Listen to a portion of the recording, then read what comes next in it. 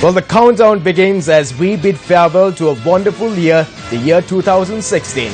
A year filled with joy, happiness, sorrow, crime, corruption, and so much. No matter what, we at News First reported to you all the unfoldings here in the island and across the globe in an unbalanced, unbiased manner.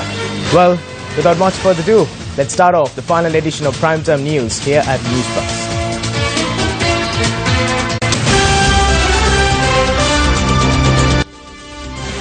Chairman of the Delimitation Appeals Committee and two others signed the committee report. State Minister Piyanka Rajaratne steps down after being disappointed over the UNP. Minister Sajith Premadasa challenges the statement by the former president.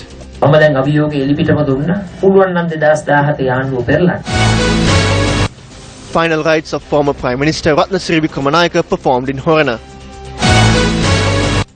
4 elephants electrocuted in Wahalkada. Operation launched to drive back elephants from Galkiriyagama. On our top story this evening, the final rites of former Prime Minister late Ratnasiri Wickramanayake, who was also a senior member of the Sri Lanka Freedom Party, were carried out in Horana today with full state honours.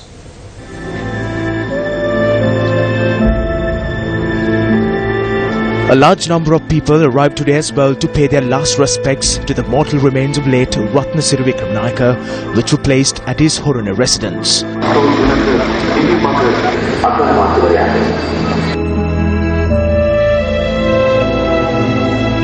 President Maithripala Sirisena, former President Chandrika Bandarunayake Kumaratunga, former President Mahinda Rajapaksa, opposition leader R. Sambandhan and the Speaker of Parliament Karu Jayasuriya were present at the funeral. The Anunayaka of the Malwadu chapter of the Siam sect, Most Venerable Nyangoda Vijayasirithero, conducted the religious activities. The former Prime Minister was 83 years at the time of his demise.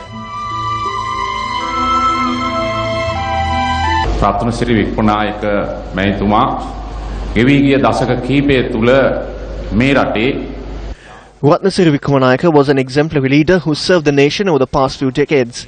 He was a leader in national, religious and social sectors. He was a person who donated all his political wealth to the public and the country. He has set a precedent to everyone through his honest political character. Everyone else should take his example to be honest politicians. ඒ කටයුතු කිරීම තුල අනිකුත් ඒ ආදර්ශය ගත යුතුයි කියන කාරණය. මා දන්න තරමට 20 වෙනි සහ He was a person who came into politics with a lot of wealth in the 20th and the 21st century, and when he left politics he was facing a number of economic issues. He was one among the few rare politicians who came into politics being very rich and left politics being poor. He had a lot of affection towards his country. He was a man with firm conviction and did what he wanted, disregarding the obstacles. He was never an individual who engaged in opportunistic politics. He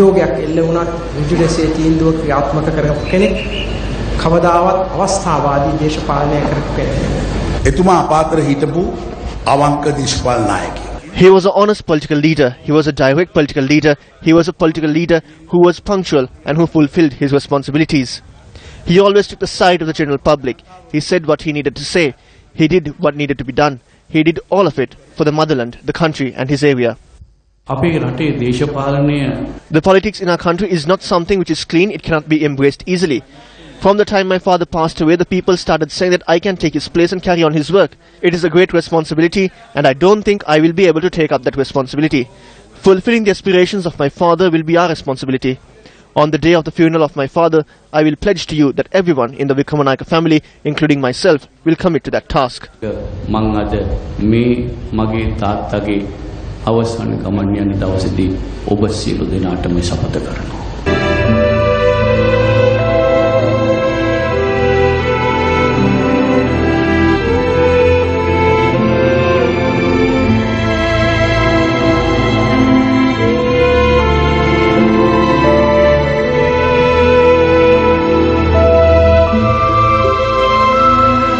අපි පක්ෂයක සමාජිකව වන්නෙමු ශ්‍රී ලංකා නිදහස් පක්ෂය.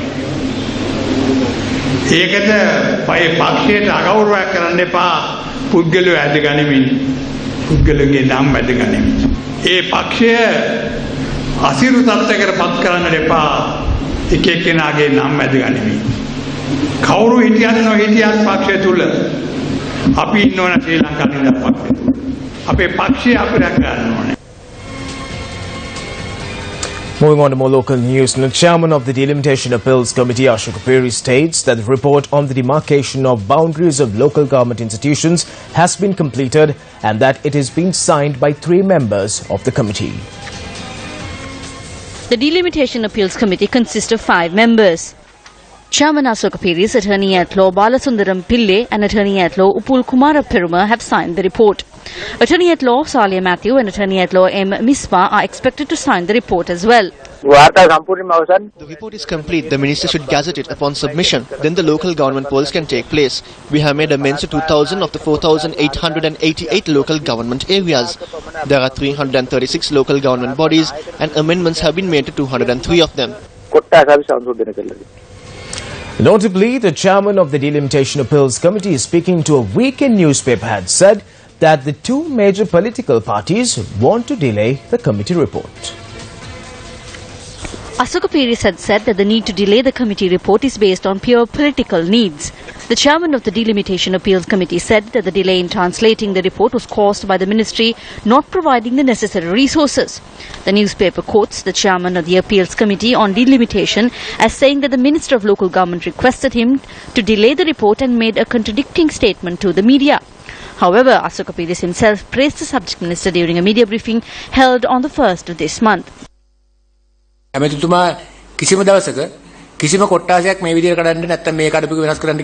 minister had never asked me to separate an electorate or make any changes. He is from central Colombo. I did not have time to show him that. The maps have been drawn. He did not say anything to us. We were completely independent. However, on earlier occasions, the committee had to work on behalf of the needs of politicians.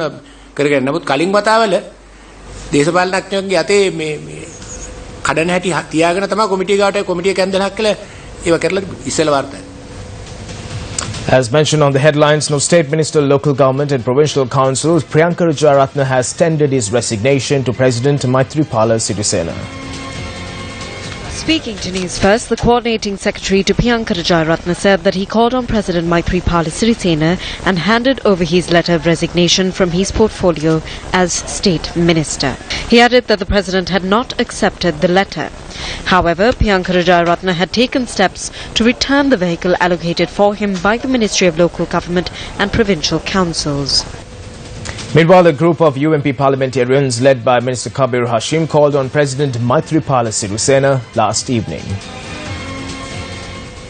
The meeting took place in Colombo. The parliamentarians had inquired from the President into the future of the Good Governance government as well as the interventions of former President Mahinda Rajapaksa. The parliamentarians stated that the President informed them that the government of good governance would continue until 2020 and that the former President will not be a part of it. Media spokesperson of the Sri Lanka Freedom Party, State Minister Dilan Perera, expressed the following views regarding the meeting.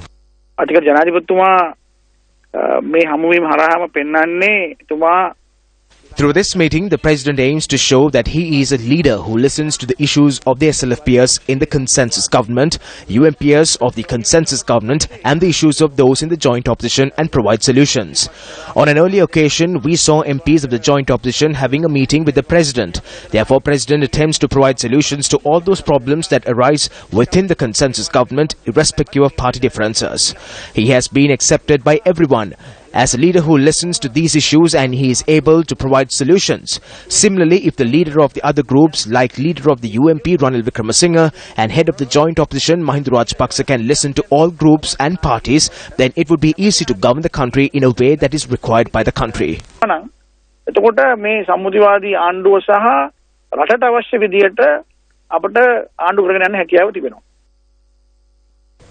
Minister Sajid Premadasa, addressing an event in Hambantota, responded to a statement made by former President Mahinda Rajapaksa that he would topple the government in 2017.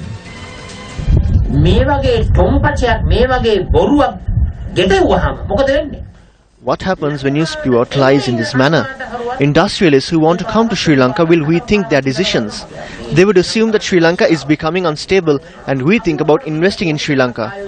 That is what they hope to achieve. That was why the statement that the government would be toppled in 2017 was made only to foreign correspondents. This is the bitter secret. The minister expressed these views during an event to lay the foundation stone for the Soma Samidugama Udagammana village in Tissamaharama. The village will become the 234th such village and the 86th to be built in the Hambantota district.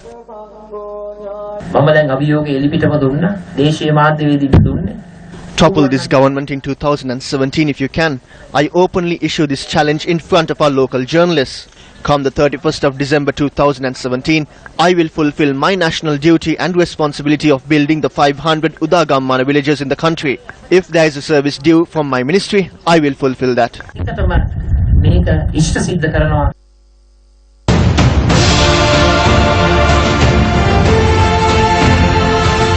News First wishes a prosperous new year to all Sri Lankans and everyone who supported and provided an opportunity for News First to solve the issues of the people through Gammadda during this year.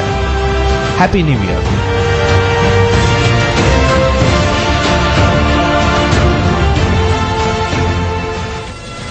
And on to a somber note this evening, 2 youth were killed in an accident early this morning near the Pinnadu exit of the Southern Expressway. Meanwhile, 2,643 lives were lost due to accidents reported from January to November this year. Meanwhile, the attention of the President was also directed towards motor accidents today. Around 10 individuals die on a daily basis due to motor accidents in Sri Lanka. This is the number of those who die on the day of the accident. Then the number of those who sustain injuries and those who become disabled are also very high. The reason for this is our restlessness, the competitiveness of this commercialized society. The main cause of accidents is driving with an unsettled mind. Therefore, all sectors in the society have a responsibility and a duty to work towards a better society for the sake of our future.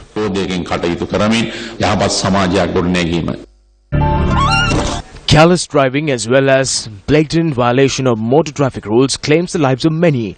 But the damage does not stop there. The families of these victims are scarred for life as well. According to a recent communique issued by the Ministry of Health, 29,630 motor accidents were reported from January to September this year. The number of fatal accidents reported during these 10 months stands at 2019.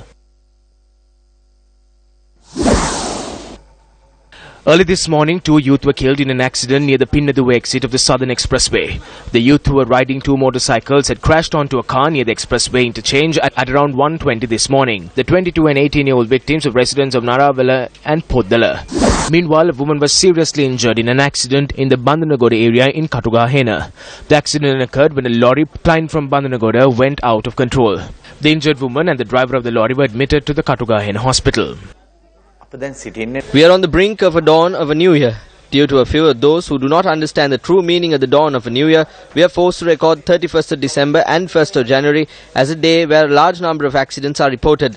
The main reason behind these accidents are high speed and the disregard for traffic rules. Some of them ignore oncoming traffic. Some overtake at unnecessary locations. Racing and driving under the influence of alcohol are some of the reasons for motor accidents.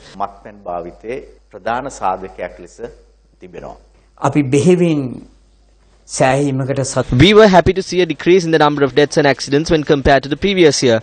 However, during the last 3 months, there was a record increase in the number of accidents. Up to now, 2,643 lives have been lost. Every year, the highest number of fatal accidents involves motorbikes. The situation continues to be the same. More than half of these accidents were caused when trying to overtake with unnecessary speed. It is not possible to bring back the lives that were lost. However, we can do something more in the coming year. We need to resolve to not commit the same mistakes that we committed in the previous year. Then we could reduce the number of deaths in the coming year.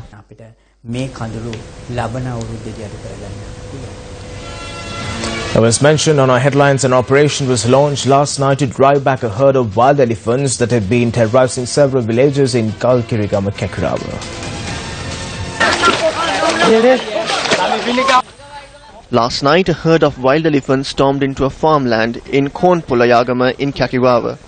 The herd of 50 elephants included 3 bull elephants. Wildlife officers supported by the locals spearheaded the operation to drive them back last night.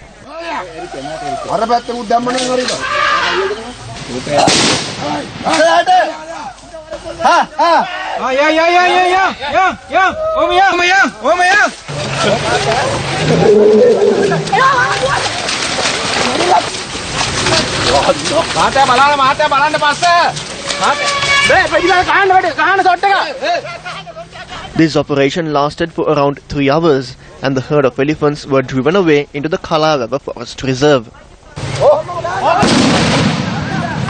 The carcasses of 4 wild elephants were discovered this morning in Wahal Kadawala, Kavitigol. The elephants had died of electrocution. Veterinarian in charge of the Anuradhapura and Northwestern Wildlife Zone, Dr. Chandana Jayasinghe, ruled that the deaths were caused by an unprotected power cable.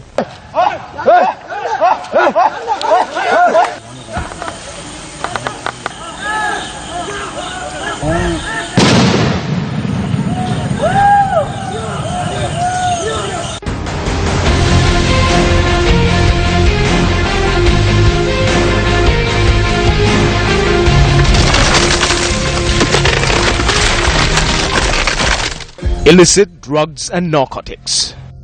With the rising drug menace in the country, Newsfirst set out to educate the public on the ill effects of drugs and narcotics through a national anti-drug drive in June 2015. The initiative is carried out in collaboration with the National Dangerous Drugs Control Board and the Sri Lanka Police.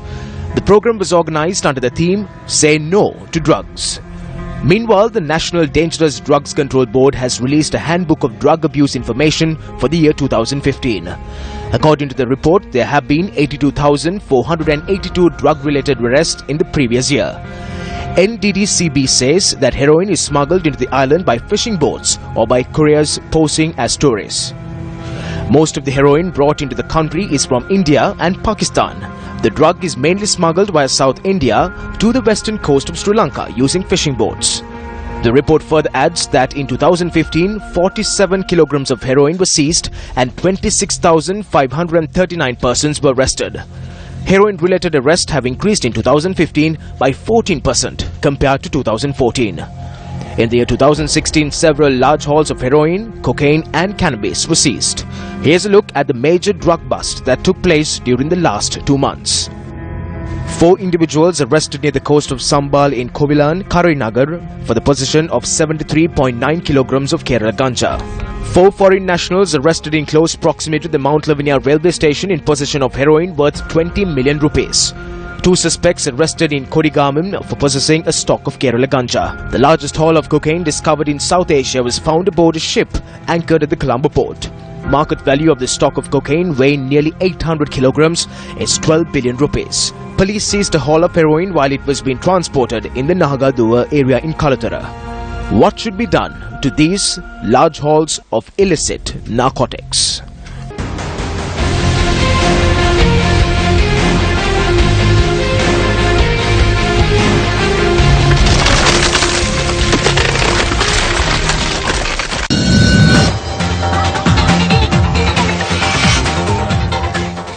And what's the latest from the international arena? Now, President Vladimir Putin said Russia will not expel anyone in retaliation for Washington's decision to throw out 35 Russian diplomats and impose sanctions on 2 of the country's intelligence agencies, and invited the children of the US diplomats to attend Christmas celebration in the Kremlin. The text of Putin's statement posted on the Kremlin website said he would consider the actions of President-elect Donald Trump, who takes office next month, when deciding on further steps in Russia-US relations. The statement read, quote, "We are keeping the right to retaliate, but we will not sink to the level of kitchen, irresponsible diplomacy, and we will build our further steps aimed at restoring Russian-American relations depending on the policy which will be carried out by the US President Donald Trump's administration," unquote. Expelled Russian diplomats and their families arrived at the Russian embassy in Washington due to the latest sanctions imposed on Moscow by the Obama administration. US President-elect Donald Trump praised Russian President Vladimir Putin for refraining from retaliating for the US expulsion of 35 suspected Russian spies. In a tweet posted on his Twitter page, Trump called Putin very smart for his delay in taking action.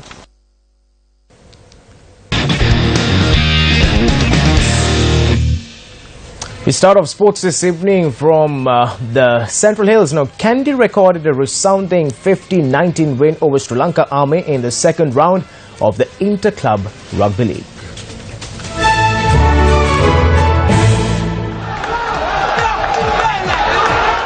The teams locked horns in Nithawela. At Lemons, Kandy secured a comfortable 28-7 lead.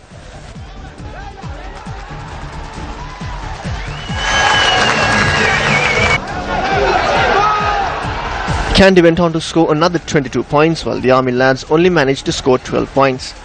Kandy won the game with 8 tries and 5 conversions.